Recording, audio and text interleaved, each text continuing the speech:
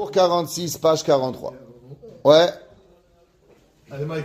Vine, en haut, deuxième paragraphe. Vadaï, ki melacha rabahi, le'adam, le'agia, l'ishlemut, amida azot. On répète et on dit qu'on sait qu'il n'est pas facile à l'homme d'arriver à la perfection. La perfection, c'est angélique, c'est divin. L'homme, il est difficile. Ki averot, anikarot, viduot, kalom, elishamer mehem. Pas voler, pas tuer, pas faire du mal, ça c'est tout facile. Kevan, sheratam, gelouya. Tu voles, tu mens, c'est pas compliqué, tout le monde te déteste. Ach, adikduk, azeh, amitztarech, anikiut, ou akaché, beyoter. Faire la différence, de savoir dans le détail, ça c'est ce qui fait la différence. Ki ora ta'eter mechase alached ou kemo shekatavti. Parce que généralement, la personne, il y a personne qui est un voleur. Tout le monde se donne des passes droits. Il m'a volé, je lui vole. Il m'a fait, je lui fais. La Gemara raconte qu'il y avait un jour un Amora, il avait 400 barils de vin. Et ces 400 barils de vin sont devenus des 400 barils de vinaigre. Alors, les Chachamim sont venus le voir et ils ont dit peut-être que tu as fait quelque chose qu'il fallait pas faire. Il dit, pourquoi vous m'avez pris pour un voleur? Il dit non, c'est ou toi le voleur ou Dieu le bandit. Alors choisis. C'est qui est ou toi le bandit ou Dieu le voleur? Mais comme Akadosh Baruch Hu, c'est pas un bandit, donc c'est seulement toi qui as dû faire quelque chose de pas bien. Et il dit, si je réfléchis, j'avais un métayer. Métayer, c'est un homme qui travaille au pourcentage, et on devait partager les fruits et le bois. Et lui, qu'est-ce qu'il m'a fait? Il m'a volé. Alors moi, je lui ai aussi un peu volé. Alors la Gemara dit quoi? Toi, tu fais tes propres halachot, on te vole, tu voles, on te vole, va au Bedin. Toi, on t'a volé, tu voles. Alors, et vous avez raison, il est parti, il a remboursé.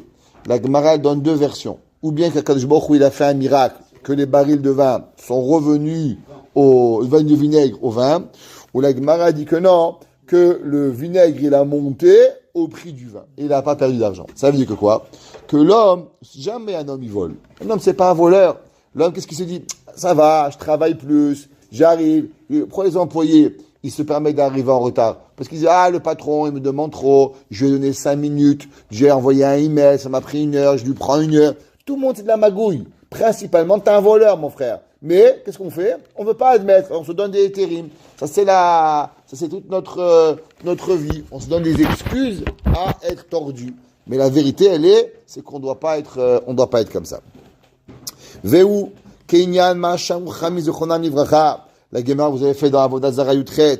La Gemara dit, Averot, Adam, Dash, Ba'akevav. La Gemara, elle dit, qu'est-ce que ça veut dire? Im Ekev Tishme'un. C'est quoi Ekev? La Gemara, elle dit, toutes les Averot qu'un homme, il piétine avec son talon. Ça a l'air de rien du tout, mais pourtant, en vérité, c'est des graves Averot. Ouais. Sauvevot, Oto, Bishat, Adin. Malheureusement, qu'est-ce qui nous entoure au moment de la justice, du jugement dernier? C'est tout ce que l'on croit, le Lashon Hara. La Gemara dit Avak Gezel, la poudre de Gezel, la poudre de Lashon Hara. Pourquoi? Parce qu'on se donne des permissions à permettre. Permission de mentir, j'ai pas vraiment menti, j'ai changé, j'ai pas fait. Ça, c'est l'homme qui est comme ça. Normalement, on fait honte à quelqu'un, on croit qu'on n'a rien fait, mais on l'a tué. C'est quoi? On a été ouvert sur Avak Lotir Tsar. Ouais, malheureusement. Moukhtse, on touche des halachot, des rabbanan, et ainsi de suite. Ouais. La Gemara dit, De mentir ou de ne pas dire la vérité. Hazak. La Gemara dit, Rubam Bagezel. La Gemara dit, la majorité des Juifs, leurs mains, elles touchent le vol. Ou Mi'utam Be'arayot. Et une minorité, ils font les mœurs pas correctes. Vechulam Be'avak Lashon Hara. Et tout le monde, il touche à la poudre de Lashon Hara. La terre, ça veut dire quoi? C'est que c'est très dur de ne pas faire du Lashon Hara. Comment on arrive? Le Chafetz Chaim, il dit que même faire un compliment, c'est pas bien. Pourquoi? Il dit, tu sais, il est sympa. Ouais, mais bon, ça va. De temps en temps, il fait la tronche, hein. Dès que tu commences à faire un compliment à quelqu'un, ça finit toujours avec un mais. Et le mais, tac, tu trompes. C'est comme ça la vie. Faut être émette. C'est comme ça qu'on arrive. Kimi pene rov d'akuto. À cause de tellement c'est fin, les lois du Lashon Hara, Kol bene Adam nirshalimbo, la majorité des gens, ils tombent dans le panneau. Bema she'en makirim oto. Pourquoi? Pas parce que les gens ils veulent pas, parce que les gens ils ne connaissent pas. Et généralement, ce que l'on connaît pas, on n'a pas peur. On raconte qu'il y avait un jour un shochet qui était dans la ville de Gateshead, en Angleterre. Et le shochet, il est venu voir le Rav, le Mirtav Meliaou, le Rav Dessler. Et il lui a dit, Rabbi, je veux arrêter la shechita. Il lui a dit, pourquoi mon fils? Il savait, Rabbi, c'est dangereux, shechita. Tu ne vois pas un couteau, tu vérifies une petite dent dans le couteau. Tu es machin nevelot la Israël. Tu mets la main dans la BMA, tu vérifies. Peut-être qu'avec le petit doigt, tu as fait tomber une adhérence et tu peux faire manger pas cachère à un juif. C'est très, très, très, très, très grave. Ok. Il dit, qu'est-ce que tu veux faire? Il dit, moi, je veux devenir un businessman. Tov. Il lui a dit, le Rav, dis-moi, tu connais les lois de Shrita? Il dit, Rabbi, vous rigolez. J'ai tellement peur, je fais chazara tous les mois de toutes les lois de Shrita, de téléphone, je dors pas, je dérive, je les connais pas encore. Vas-y, interrogez-moi en dormant, je connais la halakha. Tov. Il dit, dis-moi, tu connais les chot mekar ou memkar? Il dit quoi? Il chot de quoi? Des voitures? Quoi, mekar, memkar, c'est quoi ça? Il dit, tu connais les chot onaa, tu connais les chot ribit, tu chot kinyanim? Il dit, c'est où c'est halachot?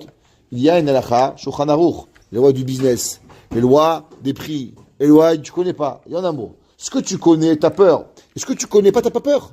Quoi? Toute une partie du Shulchan Aruch, il y a des lois comment faire du business. Ça, tu les connais pas, mais là, t'as pas de problème. Tu vas aller faire du business, t'as pas peur de voler les gens. Comment c'est possible? Ce que tu connais, t'as peur. Et ce que tu connais pas. En vérité, c'est la vie d'un homme. L'homme, ce qu'il connaît, alors il a peur. Et quand il connaît pas, il croit que c'est permis. Il croit qu'on a le droit de tout faire. Et ça, c'est vraiment pas correct. Chez David, Aya Nizar, David Amelech, il faisait attention. David Amelech, c'est un homme incroyable. On n'a même pas d'idée qui c'est qui était David Amelech. David Amelech, il était Ish Kodesh Kodashim.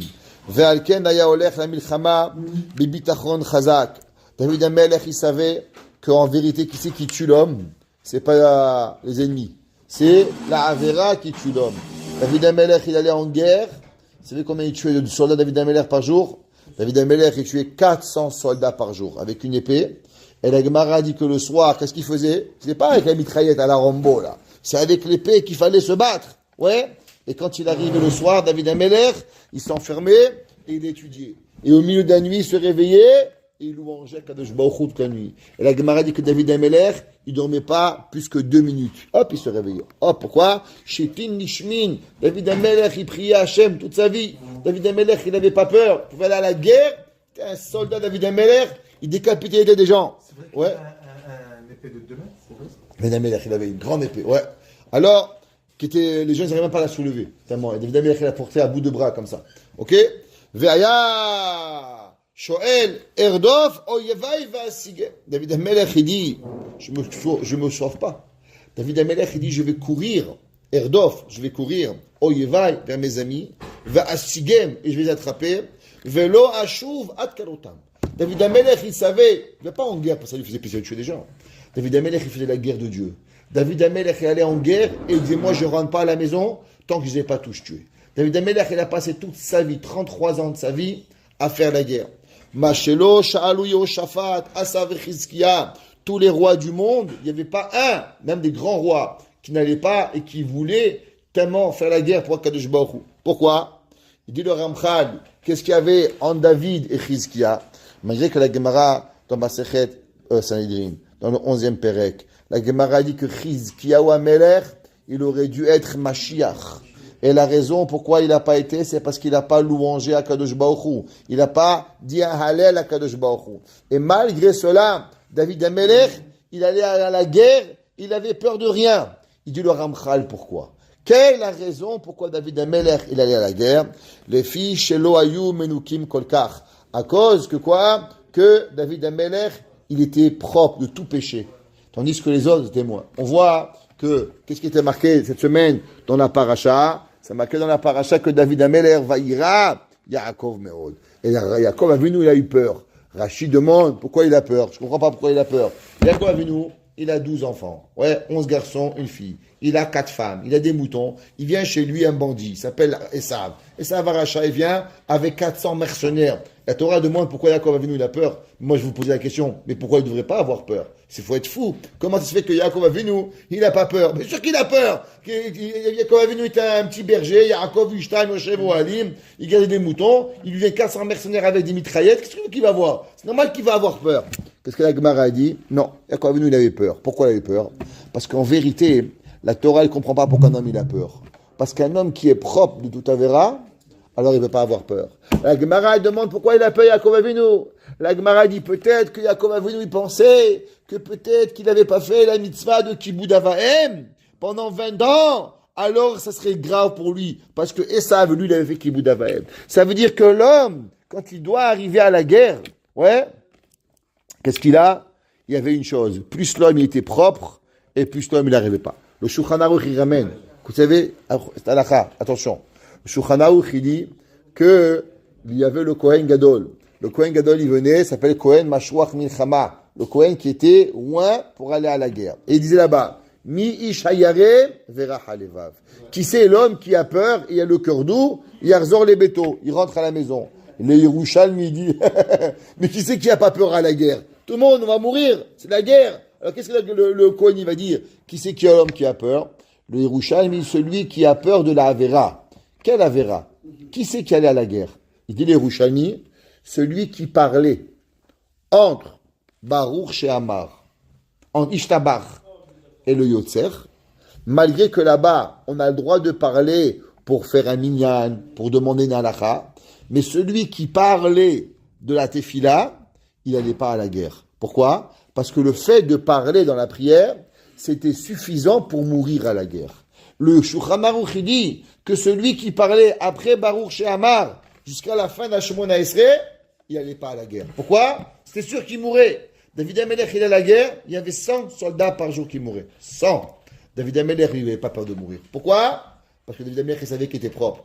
David Amelech, oui, il se tenait, pas comme Napoléon, derrière, parce qu'il avait peur. Pas comme les tsars qui étaient dans leur bureau et qui allaient envoyer. Pas comme les Marshall Hitler, il envoyait les gens tous se faire tuer dans un bunker. David Amelech, il est devant, dans le front. Pourquoi? Parce qu'il savait que c'est pas l'homme qui tue, mais c'est la Avera qui tue. Loa Nachash Memit et la Avera Memit, comme il a dit. Et David Amelech, il dit le Ramchal, il n'avait pas un soupçon de Avera. C'est pour cela qu'il avait peur de rien.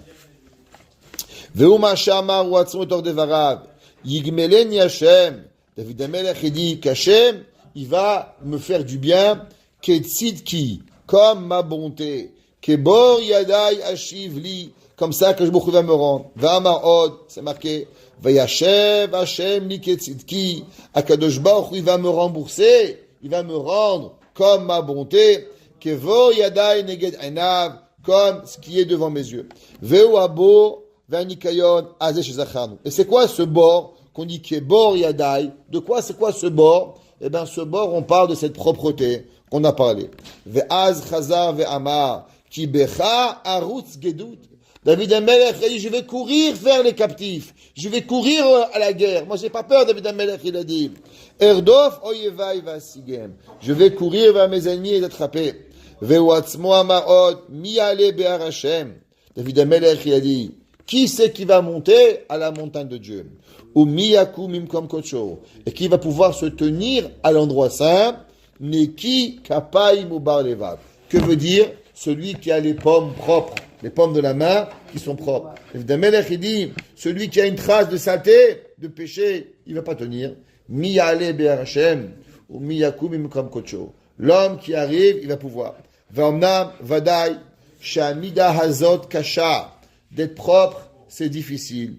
Kiteva adam chalash. L'homme, la nature de l'homme, c'est qu'il est faible. Velibo nifte al nekala. Et le cœur de l'homme, il se laisse prendre un petit café, un petite chose. Comment on arrive? Avec des petites choses, le Yetzirah nous attrape un petit gâteau, une petite bêtise, et allez, on passe. Et malheureusement, un petit plaisir corporel, et c'est fini. On oublie des choses. Combien des fois, on est là, on arrive à la tefila à l'heure, il y a encore un petit café, et tac, tac, tac, bam, on a raté. Qu'est-ce qui m'est arrivé? Pour un café, j'ai perdu ma tefila. Pour une bêtise, j'ai fait, qu'est-ce qui arrive? Doucement, doucement, on est pris. Ou matir le'atzmo hadvarim. Et il se permet, sheyuchal imtso ba'em kede'ata'a. Et il se permet des petites choses, avec ça il va se perdre. Ou bevadai, shemi, shehigia, les autres hamida. Et celui qui est déjà arrivé à ce niveau de cette mida, de la mida de Nekiyud. Kvarigia le madrega gedola. Celui qui arrive déjà à commencer à se nettoyer des petites poudres d'Avera, ouais, alors il est déjà une grande personne. Qui bifne milchama hazaka amad venitzach. À cause que l'homme il s'est déjà mis devant une guerre. Comme ça marqué Ezehu Gibor. Qui est l'homme fort? Akovesh et Titzro. On parle pas de l'homme qui a fait la guerre. On parle de l'homme qui a déjà été capable de faire la guerre, c'est grand. Maintenant, qu'est-ce qui nous reste? Après la guerre, vous savez, c'est quoi? Je vais vous donner un exemple. Vous faites un traiteur. C'est quoi la différence entre le traiteur qui va gagner de l'argent et celui qui va perdre de l'argent? C'est quoi dans la restauration entre le bon, celui qui va gagner, celui qui va perdre? C'est pas dans le service, c'est pas dans le repas. C'est quand tout le mariage il va finir. Qu'est-ce qu'il il va gérer les restes des vins, les détails. Tout le détail, c'est ça qu'il va faire. Un restaurateur, qu'est-ce qu'il reste? Il lui reste de la viande, il lui reste du poisson. Comment il va faire? L'intelligent, il va les couvrir, il va le garder. Demain, il va faire un plat avec. Celui qui est fait, alors il gagne un autre $30, un autre $50, un autre. Le gars qui est pas, il met tout à la poubelle ou il jette tout, il perd. Et à la fin, il va perdre son argent, il va pas récupérer. C'est pareil. Il y a la fond, il y a travailler, il y a faire à manger, il y a faire à boire, il y a nettoyer. Ça c'est bien, c'est la mitzvah. Mais après, comment tu finis? Comment tu vas terminer derrière ta Avera? Comment tu vas terminer derrière ta mitzvah? Ça, c'est qu'est-ce qui va faire la différence entre la bonne personne et la mauvaise personne.